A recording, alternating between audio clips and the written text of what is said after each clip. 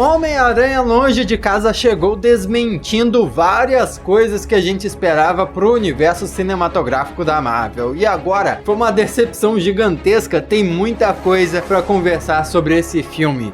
E é isso que a gente vai fazer aqui nesse vídeo.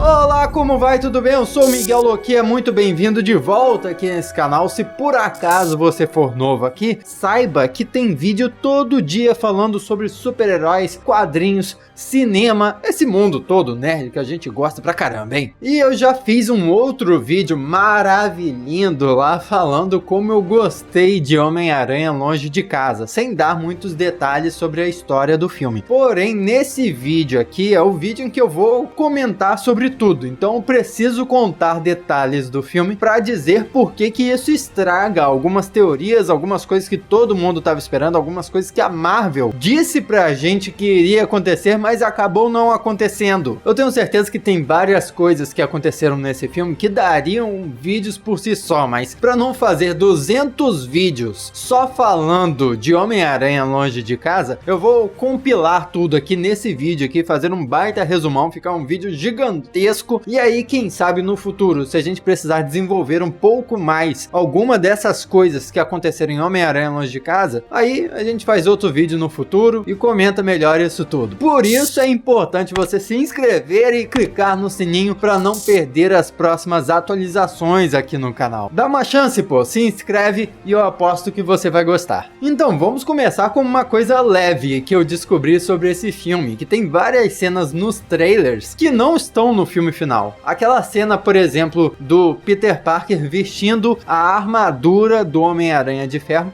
lutando contra uns bandidos, fazendo piada com os policiais. Isso aí não está no filme. É uma cena inteira prontinha que não está no filme. Olha que gozado. Eles finalizaram uma cena e não colocaram no filme, enquanto Vingadores Ultimato não finalizou a cena do Hulk, mas colocou a cena no fim do filme do mesmo jeito. Outra cena que também não entrou no filme é o Peter Parker indo lá tirar o passaporte. Ele indo na lojinha lá comprar um fone de ouvido também. Nada disso tá no filme. Porém, o diretor, o Jon Watts, falou que todas essas cenas fazem parte da mesma sequência e que essa sequência vai virar um curta que vai ser lançado no Blu-ray do filme. Esse curta seria tipo a lista de afazeres do Peter Parker. É ele fazendo todas as coisas que precisaria fazer antes de viajar. E pô, isso é bacana, né? Aliás, fica aqui uma ideia pra Marvel. Eles podiam pegar esse curta aí e colocar no início do filme, antes do filme começar. Tipo, a Pixar. A Pixar sempre coloca um curta antes dos filmes começarem, não é? Só não fez isso em Toy Story 4, parece. Mas em quase todos os filmes da Pixar tem um curta animado antes. Podiam fazer isso com o Homem-Aranha. Coloca um curta do Homem-Aranha antes do filme do Homem-Aranha. Tenho certeza que todo mundo ia gostar. E outra coisa, a Marvel enganando a gente. No primeiro teaser que saiu, o Peter Parker tava com a roupa clássica dele, a primeira roupa que o Tony Stark deu pra ele, no caso, naquele evento junto com a Tia May. Porém, no filme, naquele momento, ele tá com a roupa do Aranha de Ferro, isso sim. E é nesse momento que você olha, eu tô entendendo o que você fez, Marvel. A Marvel colocou o uniforme do primeiro filme do Homem-Aranha naquela cena porque aí não entrega que o Homem-Aranha voltou depois de Vingadores Ultimato. As pessoas poderiam ficar na dúvida, opa, esse filme Homem-Aranha Longe de Casa é antes de Vingadores Ultimato? E aí todo mundo ficou na dúvida, mas fomos enganados. E agora a gente entra nas explosões de cabeça, as revelações bombásticas que o filme fez e que deixou todo mundo... O quê? Como assim? Ninguém esperava esse tipo de coisa. Primeira coisa é o mistério. É óbvio, todo mundo sabia que ele seria uma farsa. Afinal de contas, Mistério sempre foi um vilão do Homem-Aranha, nunca foi um super-herói. Então como assim? Ele aparece como super-herói e a gente acha que ele vai ficar como super-herói até o fim do filme mesmo? Não, em algum momento ele iria se revelar. Apesar de que eu até tinha uma teoria de que talvez a Marvel segurasse essa revelação, fosse ir levando o Mistério como super-herói por bastante tempo, mas não foi o caso mesmo. Ele se revelou como super-vilão, mas o que foi surpreendente é como ele se revelou como super-vilão. Você se lembra daquela tecnologia bafo, chamada bafo, que o Tony Stark apresentou no início de Guerra Civil? Então, aquela tecnologia meio que não usaram pra nada, né? Ele apresentou, só que nunca mais voltou, e daí voltou agora, finalmente, em Homem-Aranha Longe de Casa. É uma tecnologia usada pelo Mistério, pelo Quentin Beck, para criar ilusões. Então tudo aquilo que o Mistério apareceu enfrentando, ele lutando contra elementais, a cidade sendo destruída, tudo aquilo era uma ilusão ajudada por uma série de drones. Então as destruições que causavam nas cidades eram causadas pelos drones. Só que os drones estavam disfarçados no formato daqueles golems gigantescos. Inclusive o Mistério, por ele mesmo, não pode voar, ele não solta magias, não faz nada disso. É tudo coreografado, filmado com antecedência, tudo mesmo efeitos visuais. E isso é muito legal, porque tem muito a ver com o Mistério dos quadrinhos. O Mistério dos quadrinhos é um dublê que usa também efeitos especiais para criar as ilusões dele. E caracas, é surreal como fazem isso no filme, é muito bom. Inclusive o Mistério tem toda uma equipe lá por trás, ajudando ele. Tem um cara que escreveu o roteiro para ele, tem um outro cara que é o especialista no drone. Porém, ele mesmo, o Quentin Beck, é um cientista que desenvolveu essa tecnologia bafo que foi roubada pelo Tony Stark. Então essa conexão e a forma como trabalharam isso tudo foi muito legal. A única coisa que me deixou triste pra caramba é que, pô, chega no final e o cara morre. Será que ele morreu mesmo? Será que mataram o Quentin Beck, o Mistério? Claro que nós podemos teorizar aí que ele não morreu coisa nenhuma, na verdade ele foi salvo, só não foi divulgado a público que ele foi salvo, mas isso aí é teorizar em cima do que o filme mostrou, porque o que o filme mostrou realmente parece que ele morreu. E desgraçado, antes de morrer ele ainda ferrou com a vida do Peter Parker Homem-Aranha. Eu já contei isso explicando as cenas pós-créditos. Numa cena pós-créditos mostra o que ele fez com o Peter, coitado, caracas.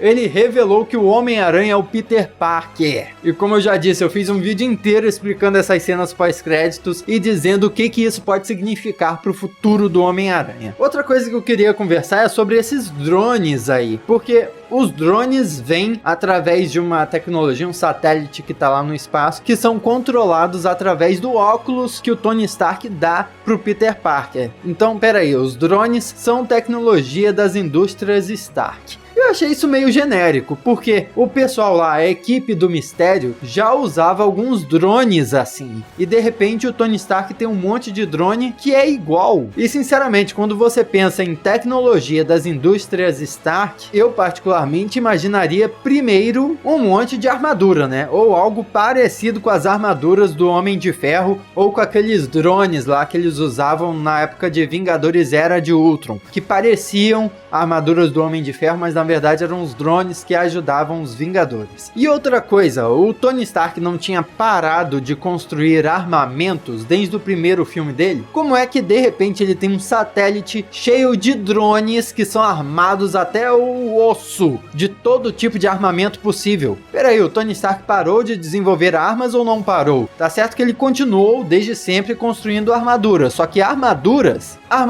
não são necessariamente só armas, né? Também são uma proteção, é uma coisa diferente. Beleza, se você for considerar, o Tony Stark desenvolveu todo aquele armamento, aquele satélite cheio de drones, mega equipados com armas no espaço, ele fez aquilo tudo, mas não comercializa, ele desenvolveu aquelas armas para uso próprio? Ok, eu acho que não desmente, mas ainda assim é uma coisa meio pobre, sabe? Pô, tecnologia Stark é um monte de drone genérico. Ok, não é um problema, mas é uma parada que eu fiquei meio...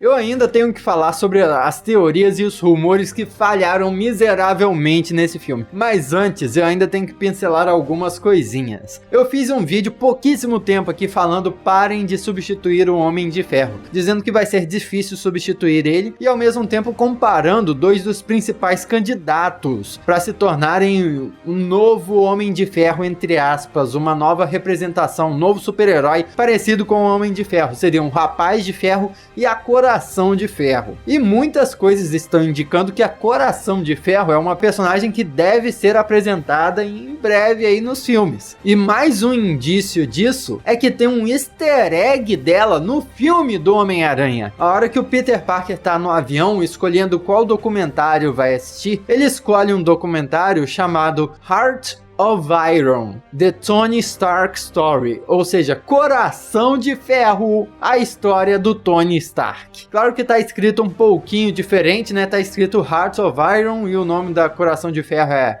Iron Heart, mas significa mais ou menos a mesma coisa e é uma referência muito clara disso. Eles não colocariam aquilo se não quisessem fazer uma referência. E para divulgar esse filme aí, em uma entrevista ao site Fandom, quando foi perguntado qual personagem ele gostaria de ver no futuro dos filmes da Marvel, ele falou o seguinte: o nome dela é Riri, a Coração de Ferro, seria uma ótima personagem para trazer aos cinemas. O multiverso abre muitas possibilidades e diferentes maneiras de introduzir alguém como ela. Não precisa nem de multiverso, cara, pode introduzir aí nessa série de filmes mesmo. E o arrepio do Peter? Pois é, deram um novo nome pro Sentido Aranha. O Sentido Aranha agora é chamado Arrepio do Peter e ele é responsável pela vitória do Homem-Aranha no fim das contas. É sensacional a cena que ele usa o Sentido Aranha, o arrepio do Peter, para vencer o mistério. Mas isso é mais uma evidência de como estão fazendo um Homem-Aranha completamente diferente de como a gente conhece. Não é o Homem-Aranha que é brincalhão pra caramba, fica zoando todo mundo. Não é esse. Não é o Homem-Aranha que se vira sozinho, porque ele é um Homem-Aranha que depende totalmente da tecnologia do Tony Stark. E se for considerar como eles mudaram o nome do poder, o nome do Sentido Aranha, até os poderes de Homem-Aranha estão mudando. Porque, olha só, o Homem-Aranha pode dar choque através das teias dele nesse filme. E ele usa o Sentido Aranha quase como se fosse a força de Star Wars. Ele sente todo o arredor dele. Quando, na verdade, como a gente sabe bem dos quadrinhos e do desenho animado, o Sentido Aranha, na verdade, é um sentido de perigo. Ele percebe quando ele está em perigo, mas não necessariamente vê de onde está vindo o perigo, como está acontecendo o perigo. Ele não sabe de tudo isso. Só que no filme, na forma como mostraram, ele tipo sabe tudo que está acontecendo ao redor dele. O que é muito mais apelão. Inclusive, essa tecnologia toda que o Homem-Aranha usa em Homem-Aranha Longe de Casa e deve usar nos próximos filmes, é uma tecnologia muito mais apelona do que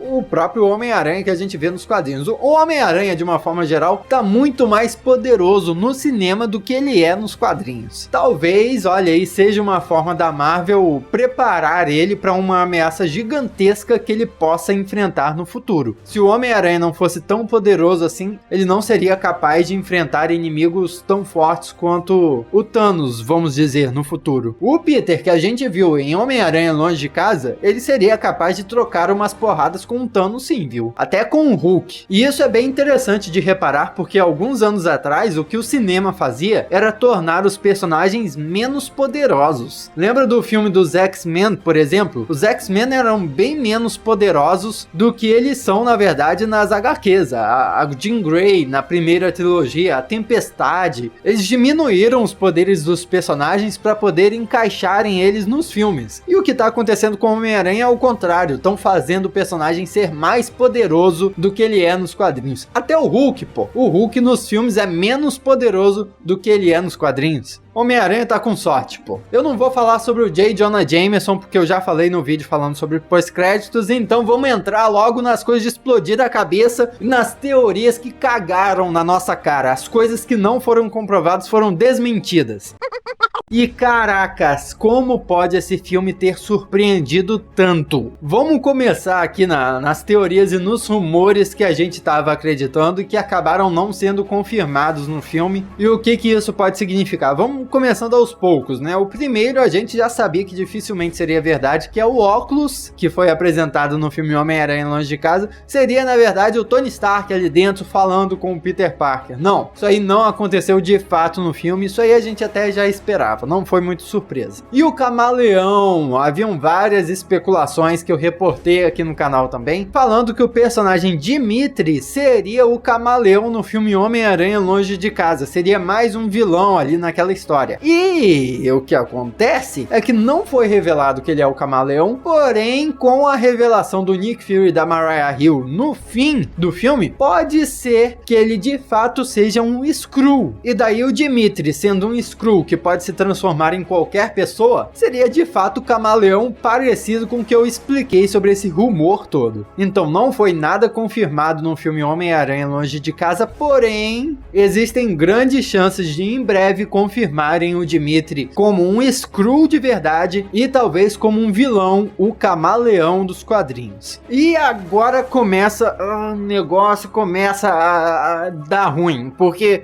vamos falar de multiverso. Havia tanta esperança, eles liberaram no trailer o mistério falando de multiverso, inclusive citando Terra 616 e Terra 833, todo mundo ficou maluco, só que chega lá, multiverso coisa nenhuma. O Quentin Beck, o mistério, até tira uma onda com a cara de todo mundo. Fala, as pessoas acreditam em qualquer coisa hoje em dia. Era tudo mentira. Era tudo uma história criada pelo roteirista da equipe dele. E agora, caramba, como fica o multiverso? Talvez o multiverso de fato exista, mas ele não foi apresentado em Homem-Aranha Longe de Casa. Foi uma grande decepção, isso sim. A gente estava esperando tanta coisa, pistas para outros filmes, para outras versões de Homem-Aranha, porém, a forma como isso foi desenvolvido no filme foi bem legal, gostei bastante, gostei de ver o mistério sendo uma fraude. Mas, como fã, não posso deixar de me preocupar como é que fica o multiverso no futuro dos filmes da Marvel. A questão é que o multiverso ainda deve ser explorado porque a série do Loki, que vai sair no Disney Plus, ainda vai acompanhar o Loki que fugiu com o Tesseract em Vingadores Ultimato. Então ainda é esse Loki aí de outra realidade que a série vai acompanhar. Então se vai acompanhar o Loki de outra realidade, é óbvio que o multiverso existe. Só não vai ser uma coisa tão escancarada assim quanto pareceu que seria com o mistério naquela cena que revelaram do filme. Caracas, como me enganaram! E a numeração 616 e 833 são numerações que definem terras que existem no multiverso dos quadrinhos da Marvel. Então a Terra 616 é a terra principal, onde acontecem as principais coisas dos quadrinhos da Marvel. Inclusive, ela já foi referenciada em um quadro negro lá numa cena de Thor: O Mundo Sombrio, se eu não me engano. O Dr. Selvig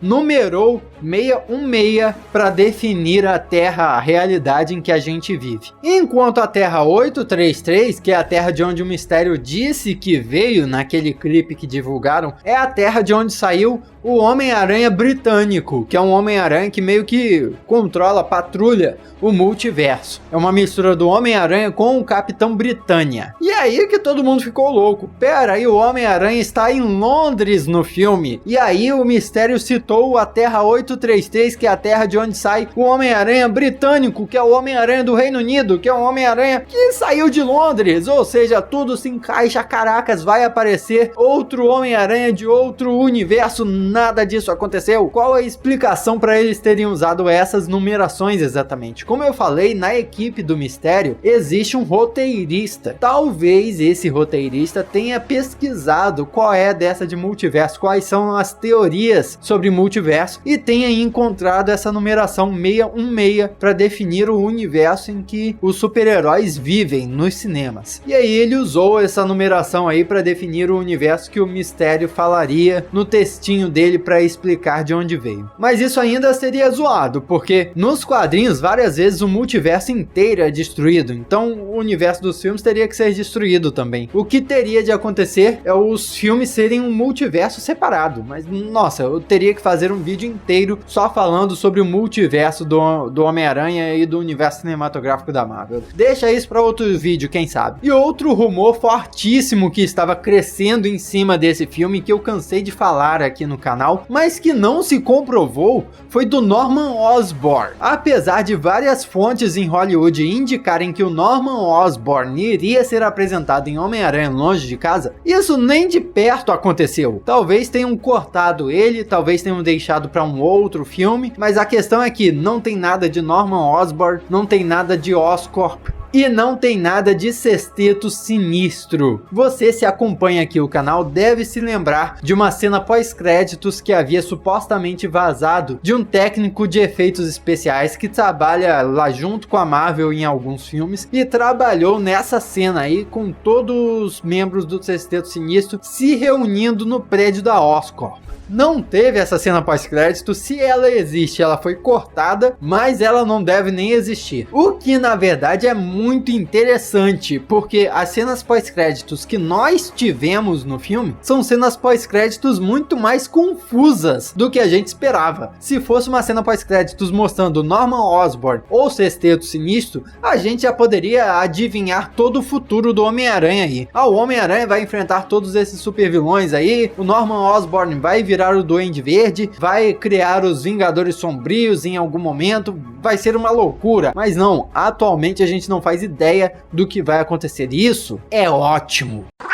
O que você achou dessas decepções em Homem-Aranha Longe de Casa? Você acha que foi ruim? Você acha que foi bom? Como eu já falei, eu gostei pra caramba e todas as coisas que acontecem nesse filme dão muito pano pra manga. Nossa, eu acho que eu tenho que fazer um vídeo aqui falando sobre o multiverso nos cinemas da Marvel. Será que ainda seria possível? Vai clicando aqui do lado pra se inscrever se não se inscreveu ainda, e eu não costumo pedir aqui, mas pô, clica no like aí pra ajudar a divulgar no vídeo. Dizem que ajuda, né? Não sei se ajuda mesmo, mas pô, dá maior trabalho fazer esses vídeos todos aqui, produzir isso tudo pra você. Muito obrigado por ter assistido até aqui, eu sou o Miguel Loquia e a gente se vê na próxima.